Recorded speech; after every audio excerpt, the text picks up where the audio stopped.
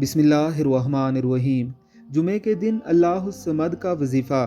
آج میں آپ کے ساتھ جمعے کے دن اللہ الصمد کا خاص وظیفہ شیئر کرنے جا رہا ہوں۔ اس عمل کی برکت سے اللہ آپ کے گھر سے رزق کی تنگی کو ختم کر دے گا اور آپ پر رزق کے بند دروازے کھول دے گا انشاءاللہ العزیز۔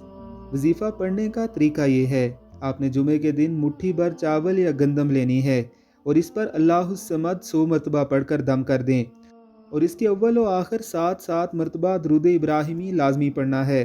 جب آپ عمل کر لیں تو جس گندم یا چاولوں پر آپ نے یہ عمل کیا ہوگا اس کو دوبارہ اسی گندم میں ڈال دینا ہے، یا اگر چاول لیے ہیں تو دوبارہ چاولوں میں ڈال دینا ہے۔ اس عمل کو آپ نے صرف ایک دن ہی کرنا ہے، اور یہ عمل آپ کسی بھی جمعے کو کر سکتے ہیں۔